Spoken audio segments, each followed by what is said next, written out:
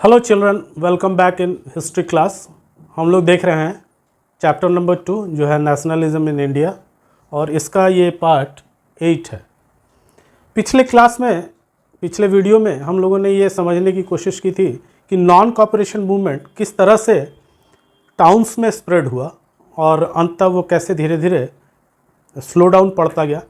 और इस लेसन में, इस क्लास में हम लोग आगे की चीज़ों को देखने वाले हैं कि how non cooperation movement spread to countryside, कि किस तरह से जो नॉन कॉपरेशन मूवमेंट था वो विलेजेस में स्प्रेड आउट हुआ, फैला।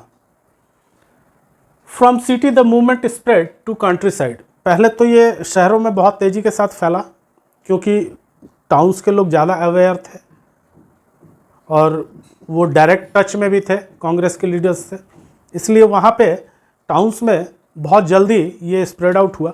लेकिन विलेजेस में धीरे धीरे वहाँ भी जैसे जैसे इन्फॉर्मेशंस पहुँचती गई वहाँ के लोग भी अवेयर हुए, और from city the movement spread to countryside. जैसे जैसे ये बातें फैलने लगी तो कंट्री साइड में भी प्रोटेस्ट चालू हो गए। In Awadh peasants were led by Baba Ramchandra. Awadh का जो क्षेत्र था वो एक कृषि प्रधान क्षेत्र था जहाँ पर एग्रीकल्चर बहुत इम्पॉर्टेंट चीज़ थी। तो वहाँ के पीजेंट्स जो हैं वो इकट्ठे हुए और उनको लीड कर रहे थे बाबा रामचंद्र। एक लीडर थे बाबा रामचंद्र, जो पहले उनको फिजी भेज दिया गया था सज़ा के तौर पे, लेकिन वो किसी तरह से फिजी से वापस आ गए थे। तो उनके लीडरशिप में अवध के पीजेंट्स जो हैं वो इकट्ठे हुए और इस प्रोटेस्ट को उन लोगों ने आगे बढ़ाया। The peasant movement demanded reduction of revenue, abolition of begar and social boycott of oppressive landlords.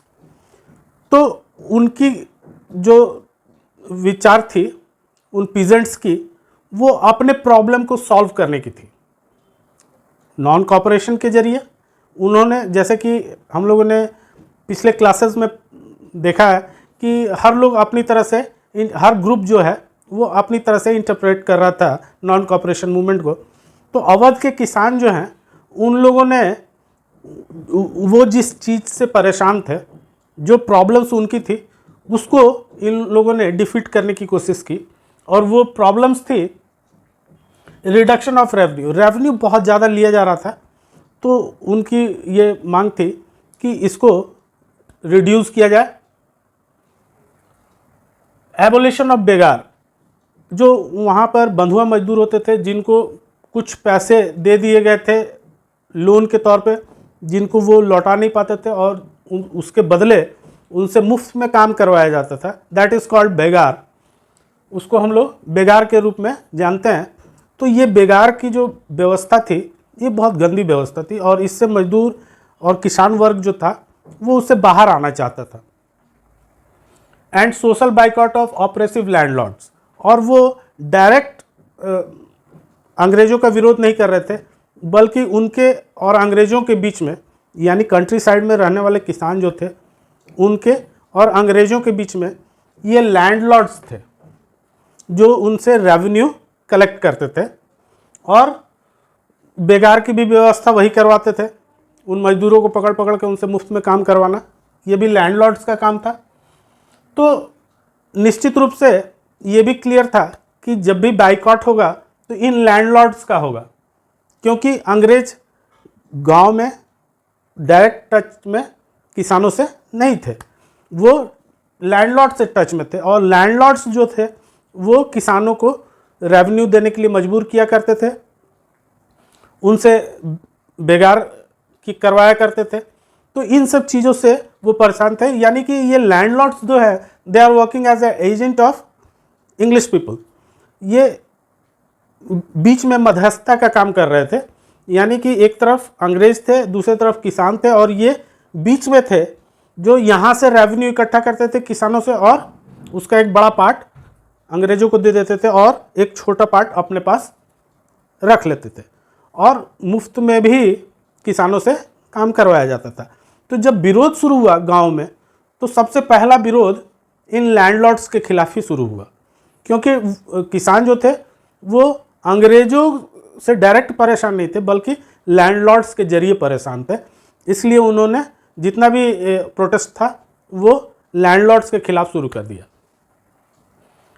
In many places nai dhobi bands bans were organized by panchayat to depress landlords of the services of even barbers and washermen। नाई और धोबी ये दो जातियां जो थी, नाई का काम होता है सेविंग करना, हेयर कट करना, और वॉशरमैन का काम है कपड़ों को, गंदे कपड़ों को धोना। तो ये जो दो जातियों, जो दो वर्ग थे, जो दो कास्ट थे, इन्होंने बंद किया पंचायत स्तर पे। पंचायतों में इन्होंने बंद बुलाया और इन्होंने कहा कि हम लोग अपनी सर्विस को बंद करेंगे और कोई सर्विस प्रोवाइड नहीं करेंगे, ना वॉशरमैन कपड़े धोएंगे और न ही बार्बर्स हेयर कट करेंगे। तो ये बहुत ज़्यादा अंग्रेज़ों को और लैंडलॉर्ड्स को प्रभावित करने वाली चीज़ थी और ये बहुत व्यापक स्तर पर पंचायत में हुआ। अवध किसान सभा was set up headed by Jawaharlal Nehru, Baba Ramchandra and few others. जब कांग्रेस ने देखा कि अवध के किसान काफ़ी एग्रेसिव हैं और उनका प्रोटेस्ट काफ़ी अच्छा काम कर रहा है, तो उन्होंने वहाँ पर जाकर के एक अवध किसान सभा का गठन किया। जवाहरलाल नेहरू ने बाबा रामचंद्र को कांटेक्ट किया और रामचंद्र के कांटेक्ट में आने के बाद, और नेहरू जी के साथ और भी कांग्रेस के लीडर्स थे कुछ, उन लोगों ने मिलकर एक अवध किसान सभा का गठन किया। एक बड़ा ग्रुप तैयार करने की कोशिश जवाहरलाल नेहरू की ओर से और बाबा रामचंद्र के हेल्प से उन्होंने वहाँ पे अवध में एक अवध किसान सभा का गठन किया। और उनका मकसद क्या था कि over 300 branches were set up in the villages around the region. उस क्षेत्र में कम से कम 300 से ऊपर ब्रांचेस अवध किसान सभा की गठित की जाएगी और सब लोग सामूहिक रूप से विरोध दर्ज कराएंगे, क्योंकि कांग्रेस का ये मानना था कि इसको एक बृहद रूप में, बड़े रूप में इसको प्रोटेस्ट को ले जाना है। इसलिए उन्होंने रामचंद्र की सहायता से, बाबा रामचंद्र की सहायता से एक अवध किसान सभा का गठन किया और कम से कम उसके 300 ब्रांचेस उस एरिया में, अवध के एरिया में खोले गए, स्थापित किए गए। और इसका पर्पस था कि इसको एक बड़े रूप में ले जाया जाए। Congress want to coordinate Awadh peasant struggle into a wider strength. उनको मालूम था कि इसको अब एक व्यापक स्तर पर हम लोग ले जा सकते हैं, क्योंकि वहाँ छोटे बड़े 300 से ज़्यादा अवध किसान सभा के ब्रांचेस खोल दिए गए थे उस एरिया में। Congress leadership were unhappy by the form of development peasant movement. लेकिन पीजेंट्स का जो, किसानों का जो मूवमेंट था, ये इससे कांग्रेसमैन खुश नहीं हुए।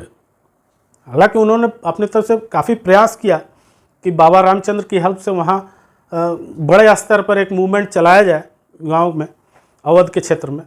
लेकिन जिस तरह से ये प्रोटेस्ट आगे बढ़ रहा था, जिस तरह से ये संघर्ष, स्ट्रगल आगे बढ़ रहा था, उससे कहीं ना कहीं कांग्रेस के जो लोग थे, कांग्रेस के जो लीडर्स थे like Jawaharlal Nehru, they were not satisfied by the action of peasants.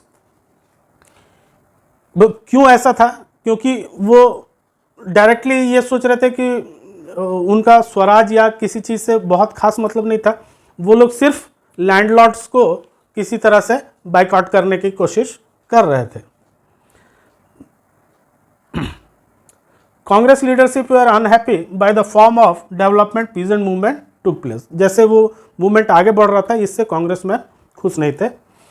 The houses of talukdars and merchants, जो तालुकदार होते हैं, तालुकाज में कई पंचायत को मिलकर एक तालुका होती है, तो तालुकाज में जो तालुकदार होते थे, उसके हेड जो होते थे, और जो अमीर व्यापारी थे, मर्चेंट्स थे, तो the house of talukdars and merchants were attacked, उनको निशाना बनाया जाना शुरू हुआ किसानों के द्वारा, वो निशाने पे आ गए।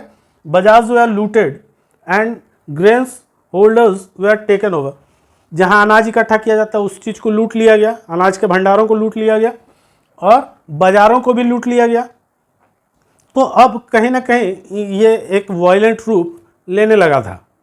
गांव में भी अवध के क्षेत्र में जो एक मूवमेंट चला, बहुत ज़ोर शोर से चला और धीरे धीरे ये एग्रेसिव होता गया और वायलेंस भी इसमें दिखाई देने लगा। तो उनके हाउस को अटैक किया जाता था, उनके हाउस को जला दिया जाता था, बर्न किया जाता था। तो ये सब चीज़ें कांग्रेस नहीं चाहती थी, क्योंकि कांग्रेस नॉन वायलेंस के रास्ते पर, गांधी जी के दिखाए रास्ते पर चलना चाहती थी। लेकिन अब जो है अवध के किसान जो हैं वो कांग्रेस के लीडर्स के क्षेत्र से अब ये पकड़ से बाहर होता जा रहा था ये movement. Local leaders told peasants, और इसमें जो लोकल लीडर्स थे वो इस आग में घी का काम करना शुरू कर चुके थे। Local leaders told peasants, local leader ने पीजेंट्स को कहा that Gandhi ji has declared that no tax were to be paid. उन्होंने कहा कि अब कोई टैक्स देने की ज़रूरत नहीं है, ऐसा गांधी जी का कहना है कि अब अवध के किसानों को कोई भी रेवेन्यू देने की ज़रूरत, कोई भी टैक्सेस देने की ज़रूरत अब नहीं है। And land was to be redistributed among the poors, और जो लैंड्स हैं उनको गरीब किसानों के बीच में बांट दिया जाएगा। और ये एक अफवाह थी, एक झूठी बात थी, जिसको वहाँ के लोकल लीडर्स ने आग में घी के डालने के समान ये इस बात ने काम किया कि गांधी जी का कहना है कि कोई भी अब टैक्सेस नहीं देगा और किसी भी प्रकार का कोई टैक्स अब लगने वाला नहीं, रेवेन्यू देने की ज़रूरत नहीं है। प्लस जो भी पुअर्स हैं उनमें सारे लैंड्स को जो लैंडलॉर्ड्स के पास हैं उनको डिस्ट्रीब्यूट कर दिया जाएगा उन पुअर पीजेंट्स के पास। तो हम लोगों ने देखा कि किस तरह जो जवाहरलाल नेहरू और कुछ कांग्रेस के लीडर बाबा रामचंद्र से मिलकर एक अवध किसान सभा का गठन करते हैं और उनकी कोशिश रहती है कि अवध के किसानों को एक व्यापक स्तर पर मूवमेंट में शामिल किया जाए। लेकिन धीरे धीरे बात जो है, ये मूवमेंट जो है कांग्रेस के लीडर्स के हाथ से निकल के लोकल लीडर्स के हाथ में चली जाती है और लोकल लीडर्स जो हैं इसको तरह तरह के अफवाह फैलाकर, जैसे गांधी जी ने कहा है कि टैक्स देने की ज़रूरत नहीं है और सारे खेतों को, ज़मीनों को गरीब किसानों में बांट दिया जाएगा, ये सारी बातें कह के उसमें घी का काम किया। और किसान जो है वायलेंट हुए, उन्होंने तालुकदार और लैंडलॉर्ड्स के घरों को जलाया, बाज़ारों को लूटा, अनाज के भंडार जहाँ रहते थे उनको लूट लिया गया। तो इस तरह से हम लोग देखते हैं कि शुरुआत तो बड़ी अच्छी हुई, लेकिन आगे चल के ये धीरे धीरे वायलेंस का रूप लेने लगे। तो बच्चों ये तो था हम लोगों ने देखा कि कंट्री साइड में किस तरह non cooperation movement spread out हुआ। अगले वीडियो में हम लोग देखेंगे कि किस तरह से ये ट्राइबल क्षेत्र में फैला नॉन कॉपरेशन मूवमेंट और उसके रिजल्ट्स क्या हुए। तो तब तक के लिए दोस्तों के साथ शेयर कीजिए, वीडियो को लाइक कीजिए और सब्सक्राइब करना मत भूलिए। Thank you.